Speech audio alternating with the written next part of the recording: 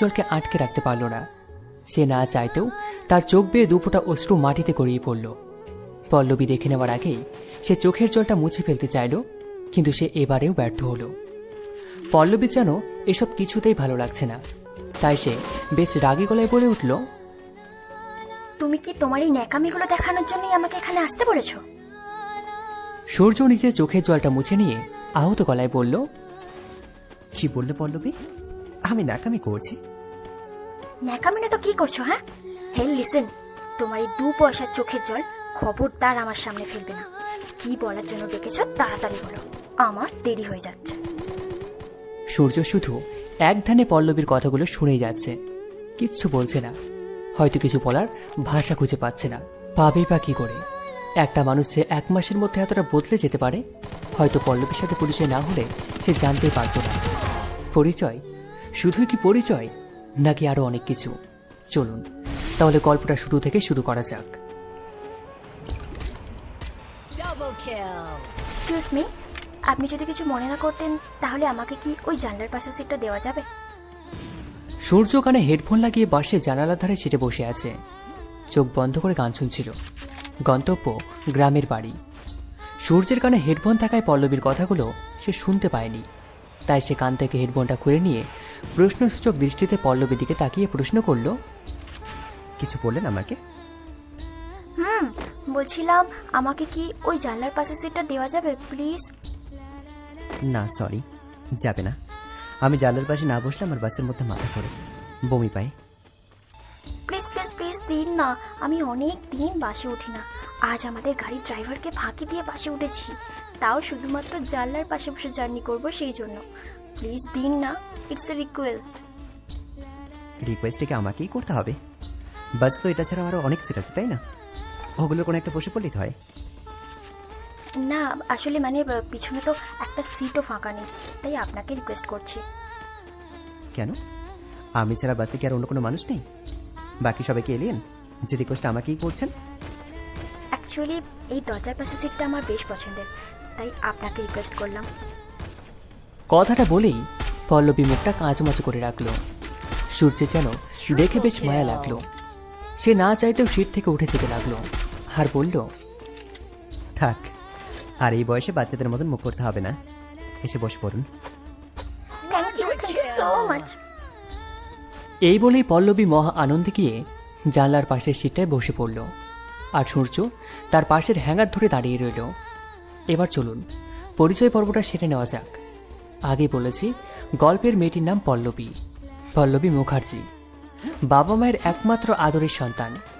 বাবা এই শহরের নামকরা বিজনেসম্যান, আর গল্পের নায়ক হল সূর্য। সেও বাবা মায়ের একমাত্র সন্তান, কিন্তু তার বাবা পল্লবীর বাবার মতো ব্যবসায়ী নয়, গ্রামের ছোট্ট একজন কৃষক। অনেক কষ্টে সে তার লেখাপড়া চালিয়ে যাচ্ছে। লকডাউনের আগে 2-4টা টিউশনি করাতো, এখন সেগুলোও বন্ধ। আচ্ছা, এখন গল্পে ফিরে যাই। আস্তে আস্তে সবটা জানতে পারবেন। বাস চলছে তার নিজের গতিতে। এভাবে এক এক করে একটার পর একটা স্টপেজ পেরিয়ে যেতে লাগলো। আর এদিকে ইতিমধ্যে সূর্যের অস্বস্তি লাগতে শুরু করেছে। সে একদমই পাশে জার্নি করতে পারে না, আর জানালার পাশের সিট ছাড়া একদমই নয়। কিন্তু আজ সে তার জানলার পাশের সিটটা কারোর মুখের মায়ায় পড়ে তাকে দিয়ে দিয়েছে, যার ফলে সে আস্তে আস্তে মাথা ঘোরাতে শুরু করে এবং সে কিছুক্ষণের মধ্যেই একেবারে অজ্ঞান হয়ে বাসের মধ্যেই পড়ে যায়।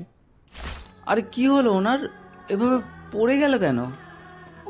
পাশে সিটে বসা লোকটির থেকে এমন কথা শুনে পল্লবী সূর্যের দিকে তাকিয়ে দেখে সে মেঝেতে পড়ে আছে। পুলিশের ভয়ে কেউ তার ধারে কাছে গিয়েও দেখছে না যে তার কি হয়েছে। পল্লবী নিচে আর বসে থাকতে না পেরে সে সূর্যের কাছে গিয়ে দেখল তার নিঃশ্বাস চলছে। বাস এর মধ্যে দাঁড় করিয়ে দিয়েছে, তাই সে তাদের ড্রাইভারকে ফোন করলো। হ্যালো ড্রাইভার কাকু। হ্যাঁ পল্লবী মামনি, তুমি কোথায়? আমি তোমার কলেজ ক্যাম্পাসের বাইরে দাঁড়িয়ে আছি, সবাই এক এক করে চলে যাচ্ছে, কিন্তু তোমার দেখা নেই কেন?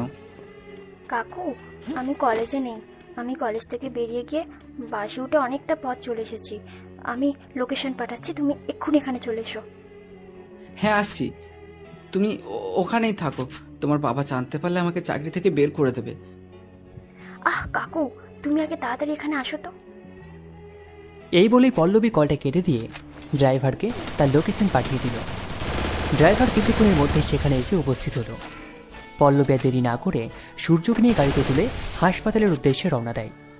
ডক্টর তাকে চেক আপ করার পর বললেন, বিশেষ কিছু না, অতিরিক্ত টেনশন নেওয়ার কারণে ওনার প্রেশারটা ডাউনফল করেছে, তাই সেন্স হারিয়ে ফেলেছিলেন।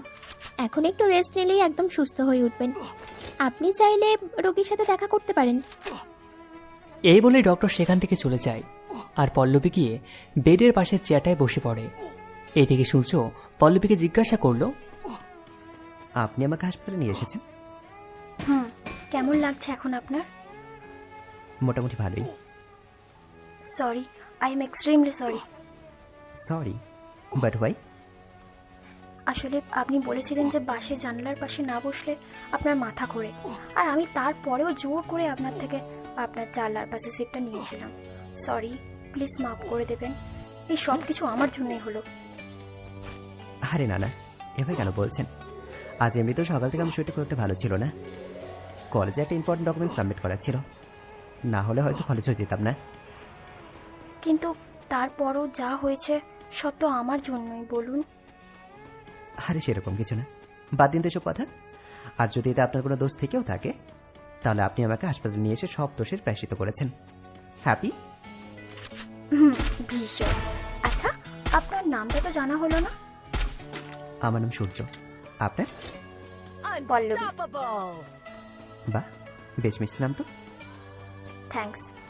আচ্ছা, আপনার ফোন নাম্বারটা দেবেন? কেন, কি করবেন? না, আসলে আমাকে তো এখনই বাড়ি চলে যেতে হবে, না হলে মামুনি আর বাপি খুব টেনশন করবেন। আর আপনাকে হাসপাতাল থেকে সন্ধ্যের পর ছাড়বে, তাই আপনার শারীরিক অবস্থা জানার জন্য ফোন করতাম আর কি।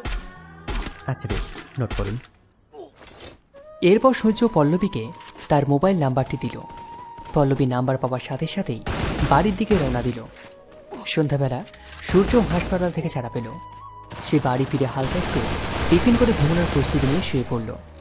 এমন সময় তার ফোনটা বেজে উঠল। হ্যালো, আমি পল্লবী বলছিলাম। ও হ্যাঁ, বলুন। কেমন আছেন এখন?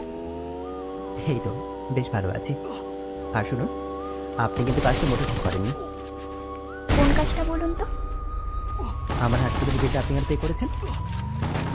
ও, এই কথা। আসলে যা হয়েছে সব তো আমার জন্যই, তাই। আবার সেই এক কথা। আচ্ছা, বাদ দিন এসব। বলুন, কি করছেন এখন? এই তো শরীরটা একটু ক্লান্ত লাগছে, তাই একটু ঘুমাবো বলে শুয়ে পড়লাম। ও আচ্ছা, ঠিক আছে, তাহলে আপনি ঘুমান, পরে কথা হবে, কেমন? ওকে, টাটা অ্যান্ড টেক কেয়ার। এই বলেই পল্লবী ফোনটা কেটে দিল। এরপর দিনের পর দিন কেটে যেতে লাগলো। তাদের মধ্যে কথা বলার পরিমাণটাও বাড়তে লাগলো। সময়ের স্রোতে আস্তে আস্তে তাদের মধ্যে খুব ভালো একটা বন্ধুত্ব তৈরি হলো। তবে বন্ধুত্বটা বেশি দিন টিকে থাকলো না। একদিন হঠাৎ করে পল্লবী সূর্যকে বলে বসলো, সূর্য, আমি তোমাকে ভালোবেসে ফেলেছি। মানে কি বলছো তুমি? তুমি কি পাগল হয়ে গেছো? কাউকে ভালোবাসলে কি মানুষ তাকে পাগল বলে? আমি তো ভালোবাসি তোমাকে। পাগল বলে না, যদি ভালোবাসাটা হয় সমানে সমানে। মানে তোমরা কোথায় রান্না করছো? তুমি সোনার চামচ মুখে নিয়ে জন্ম নিয়েছ, আর আমি? ভালোবাসা এসব ম্যাটার করে না সূর্য। কে বলেছে ম্যাটার করে না? আজ না হোক কাল ঠিকই ম্যাটার করবে। আমি এসব কিচ্ছু জানি না সূর্য, আমার শুধু তোমাকে চাই, আমি আর কিচ্ছু চাই না। প্লিজ আমাকে ফিরিয়ে দিও না। প্লিজ পল্লবী, পাগলামি করো না, এটা কিছুতেই সম্ভব নয়। ঠিক আছে, তুমি আমাকে ভালোবাসবে না, তাই তো? এই বলেই পল্লবীর সামনে টেবিলে পড়ে থাকা কাঁচের গ্লাসটা নিয়ে এক বাড়িতে ভেঙে নিয়ে কাঁচের ভাঙা অংশটা নিজের হাতের মধ্যে বসিয়ে দেয় আর বলে, এবার বলো তুমি আমাকে ভালোবাসবে কিনা। পল্লবী প্লিজ থামো, ভালোবাসা জোর করে হয় না, প্লিজ বোঝার চেষ্টা করো। আমি কিচ্ছু বুঝতে চাই না, আমি তোমাকে ভালোবাসি, ব্যাস। এছাড়া আমার আর কিচ্ছু বোঝার নেই। শেষ পর্যন্ত পল্লবী চোরাচুরিতে সূর্যকে হার মানতে হয়। সে না চাওয়া সত্ত্বেও তাকে সেই সম্পর্কে জড়িয়ে পড়তে হয়। সম্পর্কে শুরুতে হয়তো সূর্য এতটা সিরিয়াস ছিল না, কিন্তু তাদের সম্পর্ক যত এগোচ্ছিল সূর্য তত বেশি দুর্বল হয়ে পড়ছিল। এভাবে কেটে যায় 1.5 বছর। কিন্তু এখন আর কিছুই আগের মতো নেই। শেষ কিছুদিন থেকে পল্লবী যেন কেমন পাল্টে গেছে। সে সূর্যকে একদমই সময় দিতে চায় না। ফোন করলে ফোন কেটে দেয়, মেসেজ করলেও মেসেজ সিন করে রেখে দেয়, কিন্তু কোনো রিপ্লাই করে না। গত 1 মাস ধরে অনেক রিকোয়েস্ট করার পর আজ পল্লবী দেখা করতে রাজি হয়েছে। এখন ফিরে আসি বর্তমান গল্পে। পল্লবীর এমন আচরণ সূর্য কিছুতেই সহ্য করতে পারছে না। তার যেন পুরো পৃথিবীটা উল্টে যাচ্ছে। সূর্য নিজেকে সামলে নিয়ে পল্লবীকে জিজ্ঞাসা করল, আচ্ছা পল্লবী, সত্যি কি আমার তোমার জন্য করা পাখলামিগুলোকে তোমার ন্যাকামো বলে মনে হয়? ন্যাকামি না তো কি? হ্যাঁ, তুমি বুঝতে পারছো না? আমি তোমার সাথে কোনো রকমের সম্পর্ক করতে চাইছি না। তারপরেও কেন কুকুরের মতো আমার সাথে কথা বলতে চাও তুমি? নিজের লজ্জা বলতে কি কিচ্ছু নেই? সত্যি তো কুকুর। হ্যাঁ, সত্যি আমার লজ্জা নেই। আর এই লজ্জাটা কে শেষ করেছে জানো? তুমি। তুমি আমাকে একজন ভালো মানুষ থেকে পাগলা কুকুরে পরিণত করে দিয়েছ। আমাকে একটার পর একটা স্বপ্ন দেখিয়ে সেগুলো ভেঙে চুরমার করে দিয়েছ। আচ্ছা আচ্ছা, আমি কি অন্যায় করেছি তোমার কাছে, হ্যাঁ, যে তুমি আমাকে এইভাবে সাজা দিচ্ছ? আমি তো তোমাকে বলিনি আমাকে স্বপ্ন দেখাতে। তুমি নিজে এসে আমাকে স্বপ্ন দেখেছ, আর আজ সেই স্বপ্নগুলো একটা একটা করে ভেঙে দিচ্ছ। কেন এমন করছো তুমি? আমি যে এভাবে তোমাকে কিছুতেই মেনে নিতে পারছি না পল্লবী। প্লিজ পল্লবী, আগের মতো হয়ে যাও না। আমি সত্যি এভাবে আর থাকতে পারছি না। আবার সেই ন্যাকামি? ন্যাকামি? আচ্ছা পল্লবী, এগুলো যদি তোমার ন্যাকামি বলে মনে হয়, তাহলে তুমি যেদিন প্রপোজ করেছিলে সেদিন সেটা কি ছিল? সেটা ন্যাকামি ছিল না? প্লিজ সূর্য, আমি অতীতের কথা বলে আমার সময়টা নষ্ট করতে চাই না। আমি একটা কথা তোমাকে পরিষ্কার করে বলে দিচ্ছি, তুমি আমাকে ভুলে যাও। আমি আর তোমাকে ভালোবাসি না। এই কথা বলেই পল্লবী উঠে সেখান থেকে চলে যাচ্ছে। সূর্য পিছন থেকে চিল্লিয়ে বলছে, প্লিজ পল্লবী, যেও না। আমি তোমাকে ছাড়া বাঁচতে পারবো না পল্লবী। তুমি যে আমার সবটাই মিশে গেছো, আমি কি করে থাকবো তোমাকে ছাড়া? এরপর সে 2 হাতের পিঠ দিয়ে নিজের চোখের জলটা মুছে নিয়ে নিজেকে শক্ত করে বলল, আচ্ছা ঠিক আছে, যাও। তবে মনে রেখো, আমি বাড়ি পৌঁছানোর আগে তুমি আমার মৃত্যুর খবরটা পেয়ে যাবে। আরে যাও যাও। সূর্য পাগলের মতো চিৎকার করে কথাগুলো